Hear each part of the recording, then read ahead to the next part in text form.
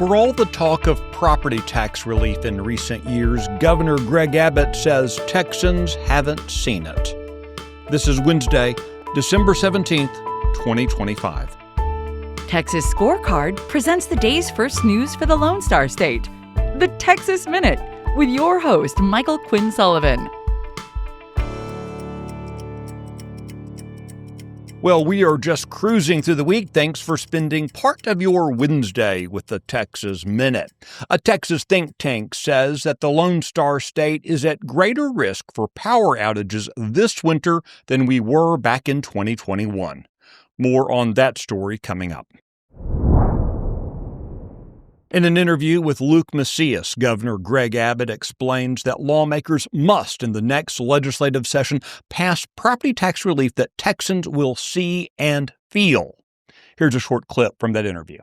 As I've traveled around the state, I've talked to literally tens of thousands of Texans, and they all tell me that what we've done hasn't moved the needle for them. Their property taxes are still going up, and they demanded more changes. And in my conversations with them, they outline this issue or that issue. And if you look at the plan that I put together, it is the product of having all these visits with tens of thousands of Texans, knowing that what I'm articulating now, what I'm seeking to get past this next session, will move the needle in a way where Texans are going to truly feel property tax relief. You can find Luke's full interview with Governor Greg Abbott at TexasScorecard.com. Listen to it wherever you consume podcasts or watch it on YouTube.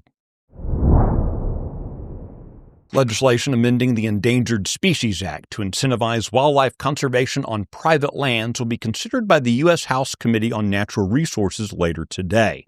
Although the legislation seeks to reduce regulatory burdens on personal property by making it difficult for the federal government to impose new rules on private property owners, American Stewards for Liberty, a Texas-based group, warns that the measure as it's currently written will sacrifice small landowners for, quote, political expediency and false hopes of bipartisanship.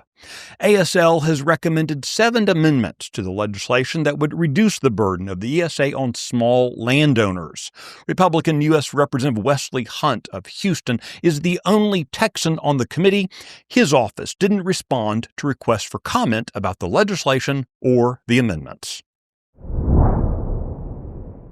Despite new state laws and spending since 2021's Winter Storm Uri, a report from the Texas Public Policy Foundation warns that the risk of winter power outages is rising.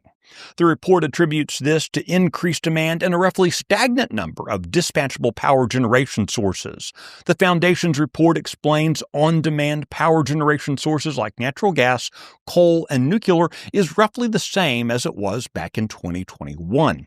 The state's power grid operator, ERCOT, says that more than 31 gigawatts of solar and 18 gigawatts of wind has been added to the grid in the past 5 years, but this is not as helpful as it seems. The Foundation notes that, quote, unless the wind happens to blow at the right time, a half day or more of outages is likely. The Texas Minute will be right back. News and analysis on what's happening in Texas. End your day with daily headlines from Texas Scorecard. Every day at 5 p.m., join me, Brandon Waltons, as we recap the biggest stories of the day and talk about why they matter to you. Listen and subscribe to Daily Headlines from Texas Scorecard.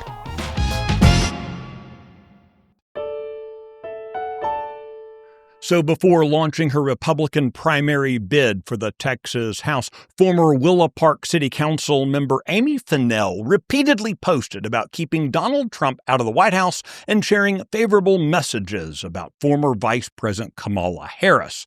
Fennell is now challenging incumbent conservative Mike Alcott of Weatherford. Fennell, of course, describes herself as a, quote, proven conservative. She's taken some positions, though, which are causing some to question that assertion. For example, Fennell has argued in favor of both taxpayer-funded lobbying and gun control. In a post just 2 months before the 2024 general election, Fennell called Trump a, quote, treasonous felon after previously mocking Mr. Trump for being the target of assassins. I'm not sure which is worse, the fact that she's running for office as a Republican or that she isn't smart enough to have cleaned out her social media history. You can find details on all the stories mentioned today and keep up with the latest news by visiting TexasScorecard.com. This edition of the Texas Minute was based on the original reporting of Addie Hovland, Paige Feld, and Brandon Waltons. Producer Nick Shepard gets the Texas Minute delivered to you each weekday morning. I look forward to seeing you out around the Lone Star State. Now go make it a great day.